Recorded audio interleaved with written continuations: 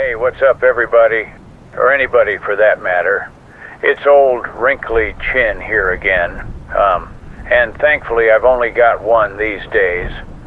I lost its double a few years back. But anyway, I'm broadcasting from the old cabin again, which, as you probably know by now, those of you who tune in regularly anyway, this is where my wife Lorraine and I used to come up just to get out of the city for a while back in the day, before shit went sideways. And we loved it up here, and we took a lot of pride in the place. But it's looking a bit worse for wear these days.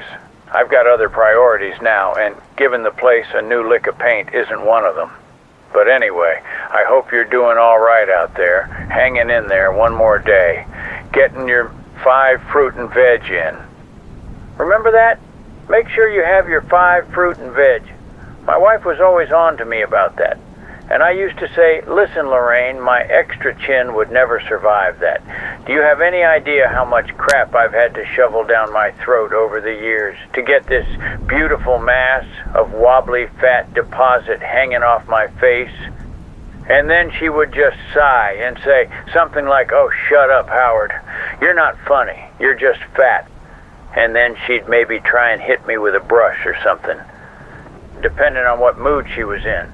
But anyway, yeah, I'm up here in the old love nest, as we used to call it. And now it's my fortress, maybe my coffin someday. Who knows, but I gotta be careful not to accidentally give any information that could potentially give away its location. I don't trust any of you that much, no offense. And certainly not the others, the packs, or the wolves as I call them.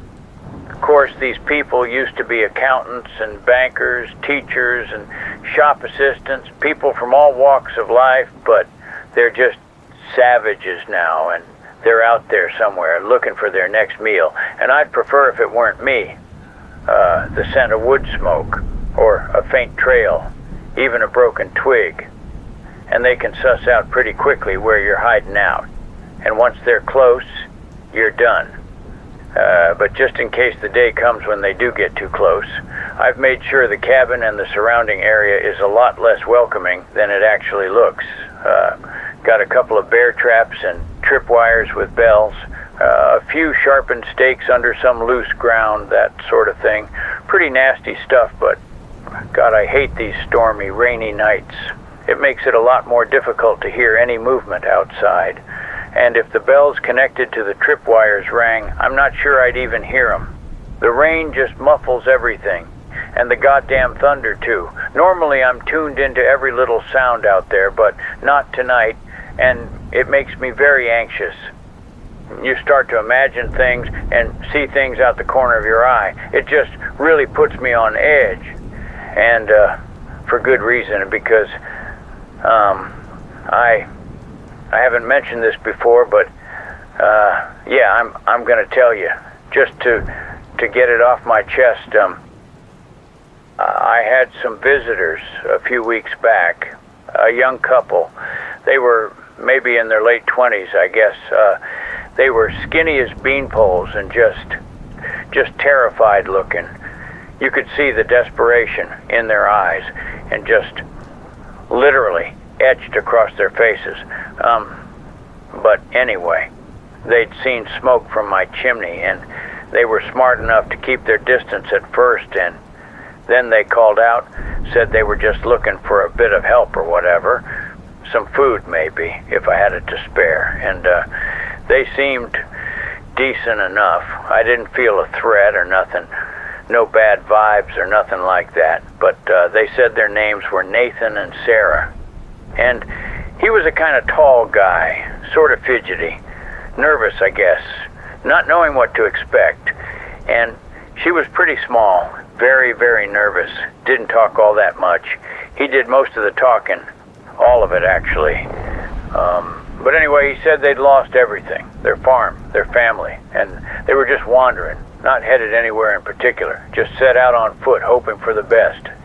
And so I told them to come on in, said they could stay a few nights and get their strength back up, and then they'd have to be on their way So anyway, I gave them some stew and some of the dried beans I'd managed to find, and they were very grateful. And we talked for hours. We had a good chat. The girls started talking more too, and we talked about everything. They told me how they'd seen people do terrible things out there, driven by hunger. The usual stories, but it wasn't all doom and gloom. We actually laughed a lot too, and I really liked them. I enjoyed their company, and so everything was good, but on the third night, I was laying in bed and something woke me up.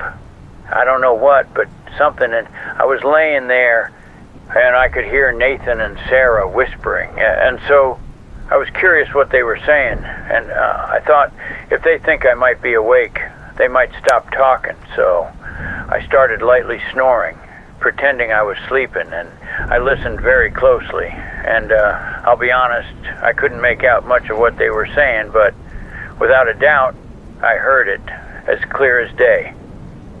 Nathan said, if we kill him, we have the cabin for good.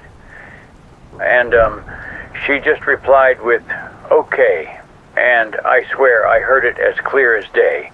There was no mistaking what he said. If we kill him, we have the cabin for good. But I didn't move, just kept lightly snoring, having no idea when they were planning to do it. I didn't know if they meant right away or in the morning. I had no idea, but when they whispered a little more and then stood up, I thought, this is it. The bastards are going to do it right now. So I reached down to the side of my bed, grabbed my Glock 22, and as soon as I did, Nathan ran at me, and I could just about make him out in the dark, and I fired 2 shots, and then Sarah started screaming hysterically, and I thought, I ain't taking any chances here, and I fired another 3 shots in her general direction, and that was it. The screaming stopped. I had killed them both. And I felt absolutely awful for days after. I can't even begin to describe the guilt that I felt. I didn't eat for days, and it wasn't for lack of food, even though there is a lack of food, but I just couldn't eat anything. I felt physically sick, physically sickened by what I had done, but I had to tell myself, listen, you were good to these people. You let them into your home. You fed them. You gave them shelter. You trusted them, and they betrayed that trust. It was you or them, and I also had to tell myself that I knew what I heard, that they planned to kill me. Sometimes I would start doubting myself, thinking, well, maybe he didn't say that, and maybe I misheard it, but that was just the guilt playing tricks on me, because I know what I heard, and it's no coincidence that they stood up almost straight away after discussing it between themselves, but it was the fact that they didn't have a knife on them or nothing that made me doubt it too. But I'd made sure to hide all the knives or any object that could be used as a weapon, so I guess he was literally going to beat me to death with his bare hands, or strangle me. I don't know, but he obviously thought he could get the better of an older man. But little did they know that I had my Glock 22 right down the side of my bed in case of a situation such as that. But regardless, it is never nice to take the life of another human being, whether it's warranted or not, even in self-defense. It is never a nice thing to do, and it left me feeling very empty and hopeless, not to mention a lot more paranoid. But in case you're wondering what I did with their bodies, the answer is no. I did not eat them or cut them up and store them away. I gave them a proper burial out back. I'm not sure they would have done the same for me, but no matter what, I would never resort to cannibalism. Not a chance. That's what I told myself from day one, when all this started, when there were debates around cannibalism. Should we or shouldn't we eat the bodies of the dead? I couldn't believe people were even considering it, but now it's just normal. Like, you're the weird one if you don't eat dead people. Good Lord. But yeah, had to get that off my chest and had to tell someone, because even if you believe you were in the right to take a life, like I said before, killing another human being is not an easy thing to live with. It can eat you up inside, even more so than the hunger. So, I'm glad Shit. Was that one of the tripwire bells? Okay, I gotta check this out.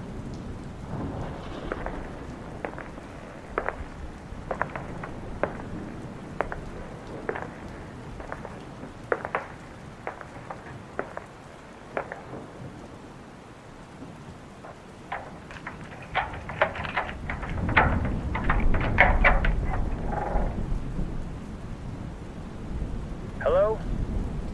Someone out there? Hello?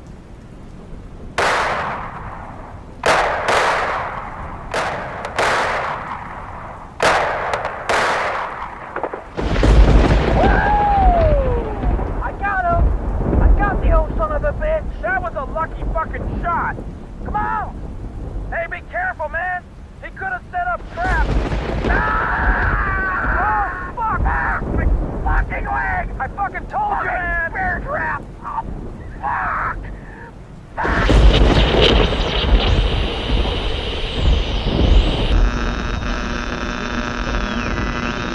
Ah, see, that's my beautiful wife, folks, always supportive. But anyway, welcome to another night here on the High Frequency Band. You're tuned in to the Barren Earth broadcast with me, Jed, and my wife, Charlotte. We're not actually sure who listens in on these signals, if anybody, or how far they travel, but we hope wherever you are tonight, you're doing all right. We hope you and your loved ones are safe and healthy, and you've got a sturdy lock on the door. And for the love of God, we hope you found something, anything, to put in your belly today. As for us, yeah, we're hanging in here. Every day is just one foot in front of the other, as you know, and we had a little bit of luck earlier, actually. We managed to boil up some dandelion root, bitter as old grudges, but it fills the space, and Charlotte rationed out that last tiny strip of that deer jerky we've been guarding like gold. So we've had a couple of 100 calories between the two of us today, which is not too bad. We could have had a bit more, but we have to be sensible. It's not the time to start getting greedy, and we'll take it. We'll take the hollow feeling and the headache because we're still here, and that means we won the day.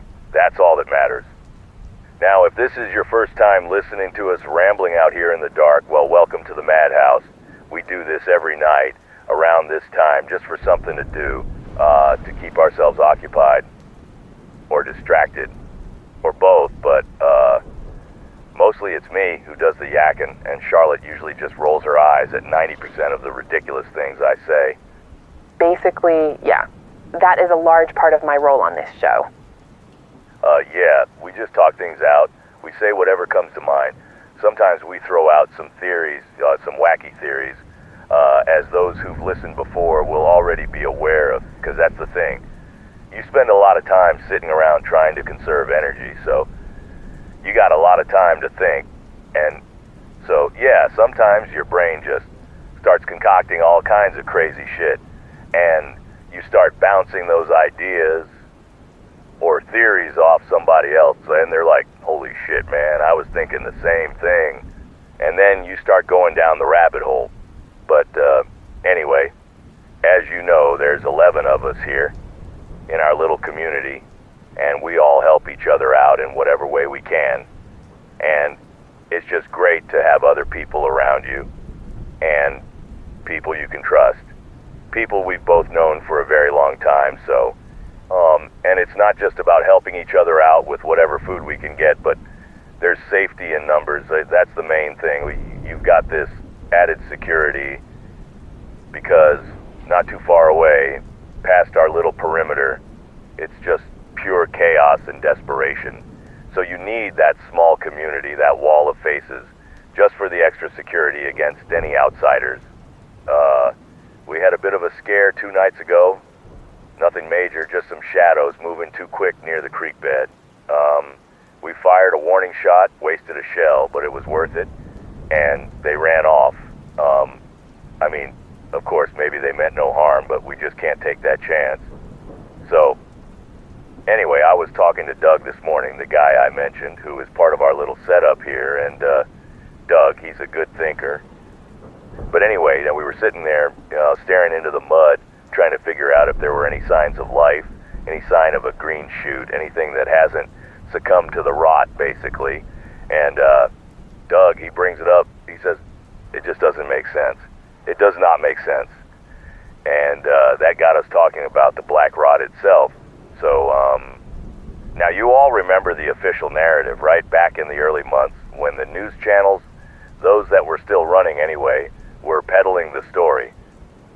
It was a natural mutation, they said, a hyper-aggressive fungal blight that jumped the species barrier, maybe from a cornfield, maybe from some tropical fruit, and then it learned to attack everything. They called it a perfect storm of ecological disaster. They said it was climate change run amok, creating the perfect conditions for this super fungus to reproduce globally, simultaneously. And I remember listening to it, and I just shook my head. I didn't buy it. I didn't buy a single word of it. It was too neat, too destructive. It was too global. I mean, just think about it. How does a blight, which requires certain climatic conditions, simultaneously wipe out the rice crops in Asia, the cattle herds in Argentina, the wheat in Kansas, the crops and livestock across Europe and the Middle East, all in one swoop? I mean, you could understand if it was a region, a country, even an entire continent, and a certain crop that was affected, but everything and the entire globe, it was like someone flipped a switch. 1 minute we had a grocery store full of food, maybe expensive, but it was there, and the next minute the entire global food production system crashes. The ground turned black and sterile, the water turned toxic, the livestock just swelled up and popped. I mean, nature, she's brutal, sure, but she usually leaves little pockets of resistance. She usually leaves a few things standing. She doesn't just sweep the whole damn table clean like this. Not this fast, and not on this scale. Yeah, but Jed, you know what some people will say? That you're just being paranoid. You're looking for a puppet master when sometimes bad things just happen. Simple as that. It sounds crazy, I know. But I am telling you, I believe with every fiber of my being and that the black rot was not a natural event. It was orchestrated. It was a precise, controlled, and intentional event designed to achieve one single goal. Depopulation, simple as that. Listen, Charlotte, this is the central question, and it's the one I keep coming back to. Who benefits? I have no idea. I don't see how anyone, could benefit from this. Okay, well, look at the numbers. They were throwing around the 60% figure a month ago, and that's just the direct starvation and the early diseases. 60% of the world population gone, just vanished from the face of the earth. That is not a natural die-off, that is a culling. And who benefits from a culling? Not you and me struggling over a few roasted insects. No, the people who benefit are the people who already had everything. The elites. The people who look down from their towers and see us. The billions of us. Not as human beings, but as a burden. As resource consumers. As the problem. They've been talking about overpopulation for decades. They've been publishing papers and holding secret meetings at Davos, talking about the strain we're putting on the planet. Too many cars, too much pollution, too much demand for land and water and resources, too many people to control. But they weren't talking solutions, they were talking about reduction. And they knew they couldn't just launch missiles. That's messy. That ruins the infrastructure they want to keep. They knew they couldn't just release a human-specific plague because those things are unpredictable and they tend to mutate and come back for the controllers. But a food blight, a rot that specifically targets the root of survival, the crops, the animals, that is brilliant in its cold, calculated cruelty. If you annihilate the food supply, you achieve the perfect, self-sustaining depopulation mechanism. You don't have to kill anyone directly. You just let nature, or rather, the consequences of your engineered natural disaster, do the work for you. You cut off the food and starvation does the heavy lifting. Then, when people starve and their immune systems collapse, what happens then? The old diseases, the opportunistic killers, they rear their ugly heads. We're talking about the likes of cholera, because clean water is nearly impossible to find, and typhus, spread by the vermin that gather around the corpses, and the garbage we can't manage. We're talking about dysentery, which takes the last drop of moisture right out of a body already dehydrated from hunger. And these diseases are killing millions who survived the initial starvation wave. And we haven't even got to the society collapsing part. That's part of the plan too, and because once the food is gone, people stop being neighbors, and they start being competitors. They turn on each other. All the fighting, the tribalism, the murder, the cannibalism, that's all just extra credit for the depopulation team. They didn't have to lift a finger. They just watched us destroy ourselves, battling over the remaining scraps they left behind. Okay, yeah, you make some good points. You've obviously been thinking about it and discussing it a lot with Doug, but you've got no proof, Jed. I think it's just a way for you to make sense of the chaos. If someone did this, where are they now? And why wouldn't they have stopped it by now? I don't think I can agree with you on this one. Okay, let me answer that, Charlotte. Where are they now? They're exactly where they always planned to be. They're in their deep bunkers. They're in their protected, sterilized, self-sustaining habitats, waiting for the masses to thin out. They have the seeds, the clean water filters, the stored vaccines, and probably a working hydroponic farm down there, tucked away safe while the rest of the world rots. And why didn't they stop it before now? Maybe because 60% isn't enough. Maybe they want 70% or 80%. And when they emerge, when the black rot has disappeared, they inherit a world with pristine land, fewer mouths to feed, and zero organized resistance. Who's going to stop them? A handful of starving scavengers like us? Okay, but who knows how long the black rot could last? I mean, we could be talking hundreds of years. So they could inherit a land that's dead, not pristine. Dead. Look, if you're smart enough to engineer a blight that wipes out basically 99% of biological life, you're smart enough to develop a countermeasure. They probably have hyper-resistant strains of seeds locked away in climate-controlled vaults. Seeds that are engineered to only grow in their controlled soils, that require a specific nutrient solution that only they possess. Listen, they didn't just want to kill us, they wanted to lock down the future of food production. It's not just about population control, it's about absolute resource monopoly for the next God knows how many years. And listen, those of you out there who have been listening since we started doing these broadcasts, you know I get worked up about this stuff, and I know it might sound like I'm just reading old conspiracy articles from the internet days, but I'm connecting the dots using the only evidence we have left, which is the sheer, total annihilation of the world we knew. And in my opinion, that level of destruction has to be synthetic. It has to be planned. And why? Because if it were natural, we would find a place where something survived. But we haven't. Has anyone found a functioning farm field? Anywhere? No, it's all just black and silence. I spoke too soon. All right, it's probably time to go anyway, so we'll speak to you all again tomorrow around the same time. God bless and stay safe, people.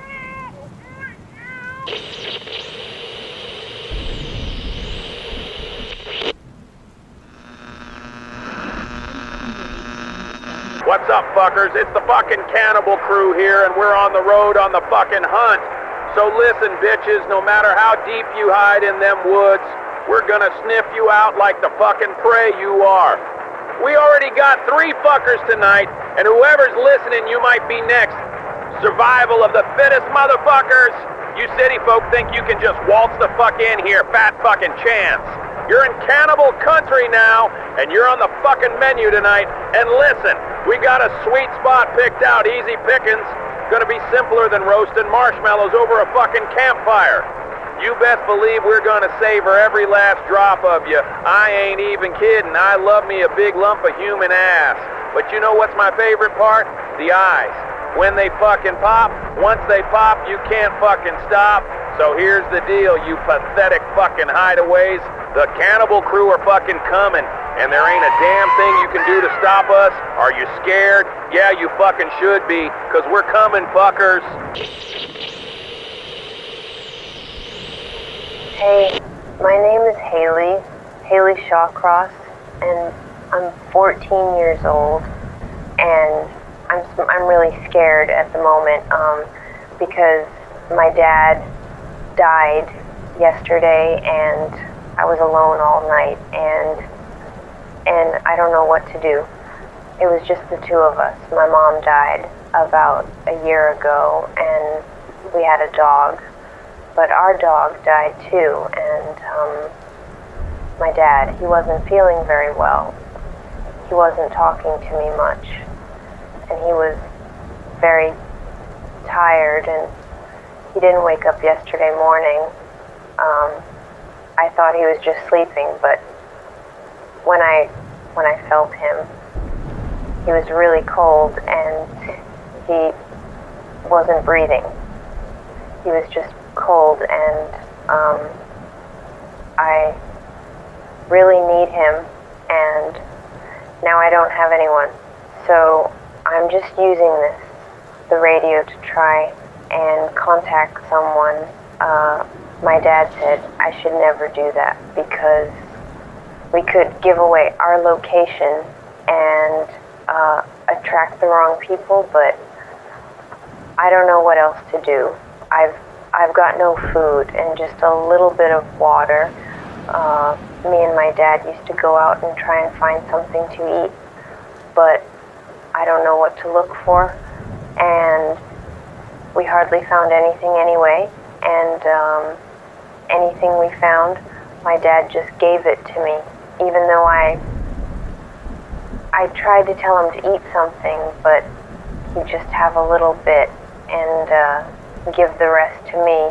So I'm just scared right now, and I need someone to talk to and help me, and I know my dad said not to use this thing, but I'm just hoping that someone good will hear this and maybe help me. I don't even know where I am, but maybe you can like locate me in some way.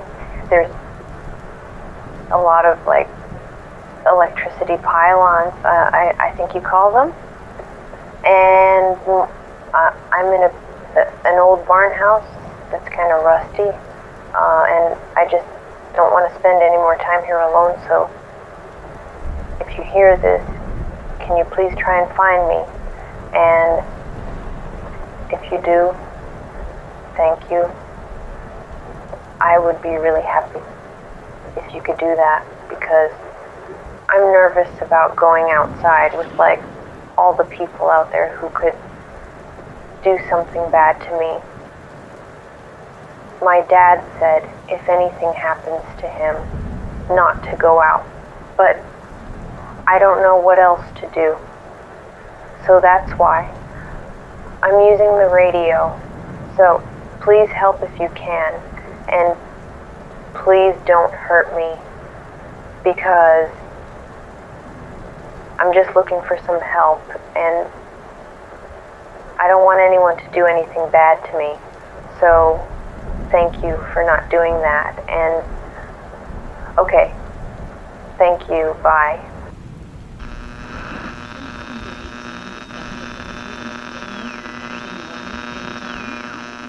And that's exactly why you should never play with a pit bull's testicles. Yeah. But anyway, good golly, Karen, I'm so hungry I could eat a fully grown walrus. Raw.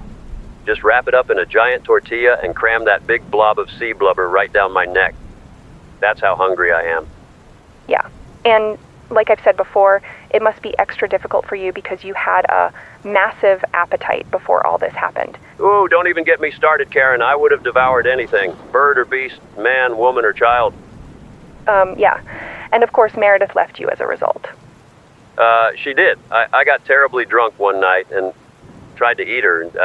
I don't know what I was thinking, Karen. She would have tasted terrible anyway, and plus the refrigerator was full of food. Well, none of us are perfect, Jimmy. I mean, personally, I think Meredith filing for divorce was a bit over the top. Oh, absolutely, Karen. I was treated very unfairly. I mean, it's not like I actually ate her. I only chased her around the house and attempted to. Yeah. But it's ironic, of course, that she did actually end up being eaten just last year. She joined a community out west and was subsequently selected to be sacrificed after they used up their last can of beans. Yes, that was very unfortunate for Meredith. She wouldn't have liked that. She wouldn't have liked that at all. But that's the risk you take if you join these communities, especially if you're the chubby one. It is, and I advised her against it. I said, listen, Meredith, I know we haven't been getting along lately, but I still care about you very, very deeply. So I'm asking you, as a friend, whatever you do not join that community until you lose at least 40 pounds. But she didn't listen, and inevitably those bastard savages ate her on the very first night.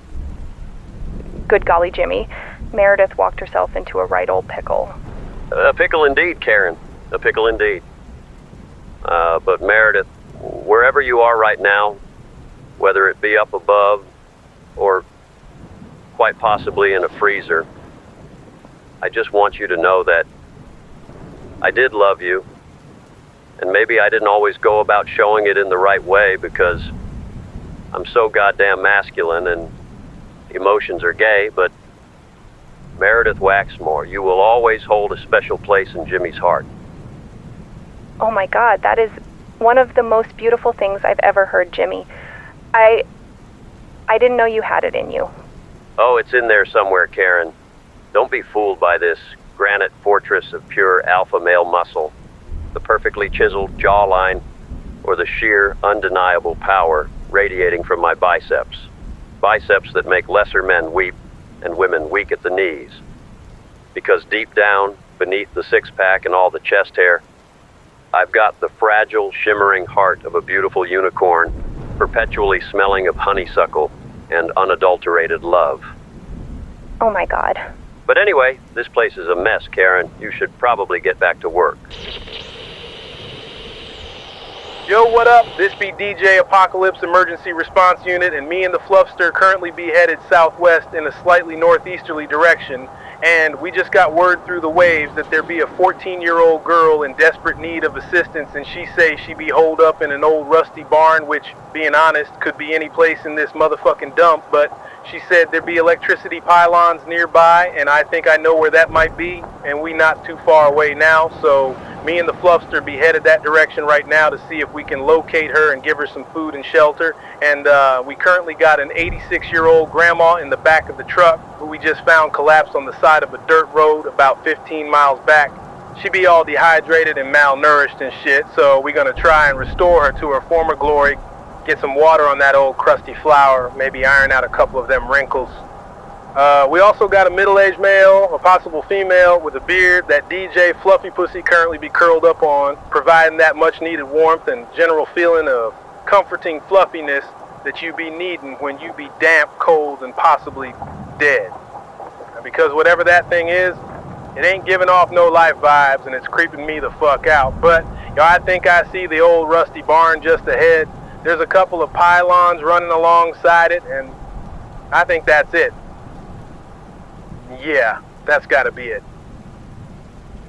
I'm just gonna honk the horn and see if anybody come out.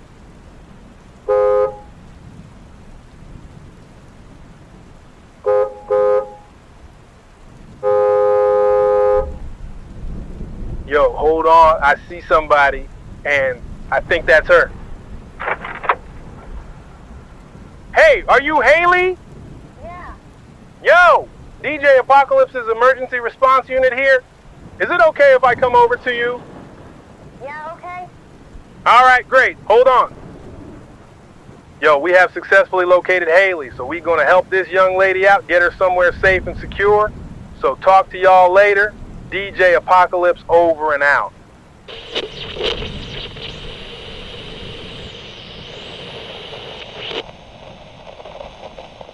you know, for months we've been putting a tiny bit of food aside every single day. I mean, we've been literally starving, and most days our bellies ache so bad it's hard to think straight. And the kids cry themselves to sleep sometimes just from the hunger. It's been a hellscape, let's be honest. And every single one of us, every adult, every able-bodied person, we've been putting aside just the smallest scrap, a mouthful, a spoonful, denying ourselves that little bit extra, even when we felt like we were going to collapse from the sheer lack of it. And believe me, that was a constant argument with ourselves every single day. You feel that hunger gnawing, that hollow, empty ache, and every fiber of your being screams to eat that extra crumb, that tiny piece of whatever ration you've managed to scrounge for the day. You rationalize, you bargain with yourself, you tell yourself just this once, just a little bit more to ease the pain, but we didn't. We stuck to it, we held firm, we made a promise to each other, and we put it aside, just for this occasion tonight. And we've all been really looking forward to it. I can't put into words what that means when you're living like this, when every sunrise brings another day of desperate scavenging and every sunset threatens another night of gnawing emptiness, just to have something, anything, no matter how small, to anticipate, to look forward to. And tonight is that night. Tonight is the night we've been preparing for, starving ourselves even more than we already are, just to put a little bit aside every day for this occasion, just a flicker of light in the overwhelming gloom. And that's what this is.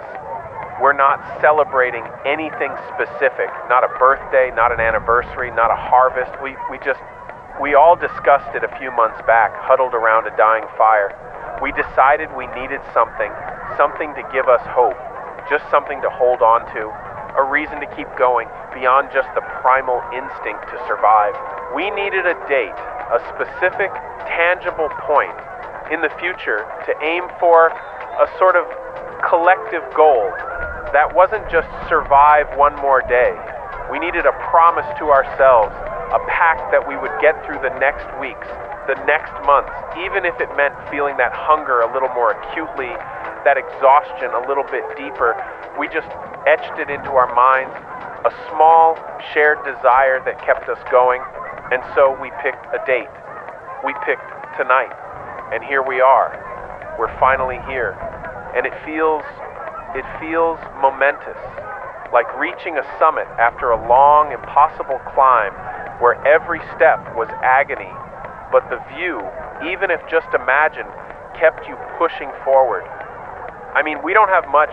Let's be realistic. It's not a feast in any traditional sense of the word. Not by a long shot, but it's ours. It's what we saved. We've got a couple of cans of peaches, the labels all faded and peeling. We found them tucked away in the back of an old abandoned store. And we've got a jar of pickled onions, just a small one, that someone, I don't even remember who, found in the cellar of an old farmstead. They're sharp. A real jolt to the system, like a sudden burst of flavor that cuts right through the blandness of everything else we usually eat. But we've also got some dried beans, a decent-sized sack, so we've been boiling them up slowly for hours, adding whatever wild herbs we could forage to give them some flavor. And there's a small, very small piece of cured pork. It's tough, it's very salty, but it's meat, real meat, which is a taste we barely remember. We'd almost forgotten it existed. And we've been rationing that out for weeks, just the tiniest sliver each day to keep it going for this night. But tonight, everyone gets a slightly bigger piece.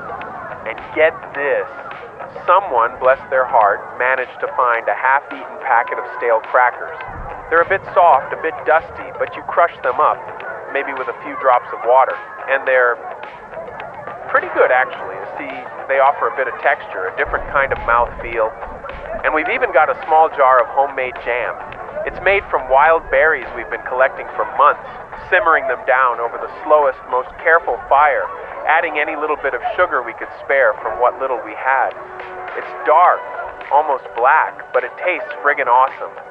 Tastes like a memory of summer or something. I don't know. But we've made sure that what we have here, what we've scrimped and saved, what we've dreamt about for weeks and months, is for tonight. Every single crumb of it. And we will enjoy it. Every single mouthful we'll chew slowly. We'll savor every taste, every texture. We'll remember that we earned this. We earned this moment. This very brief but beautiful reprieve from the emptiness. And obviously, we've made sure that we have enough stocked up to continue to keep us going for the next few weeks and months. We're not completely reckless. We still have our main stores, our emergency supplies, the things we have to stretch out, the things that will keep us from outright starvation for the immediate future. And of course, that includes a lot of foraging in the meantime. And we'll be back out there tomorrow, scraping by, digging for roots, searching for berries, whatever we can find. But as for tonight, we just thought, to hell with it, really truly to hell with it. We don't know what tomorrow holds. We don't know what next week will bring, or next month, or even the next hour sometimes. The world is just so uncertain now, so brutally unpredictable. So we're having a celebration just because we still can. We're celebrating, making it as far as we have. Because, and this is still hard to say, hard to even fathom sometimes, something like 60% of the world's population, maybe more, they haven't made it this far. 60%. Think about that. Most of the people who were alive just a few years ago, gone. Wiped out by the famine, by the diseases that followed it, by the sheer desperation and breakdown of everything.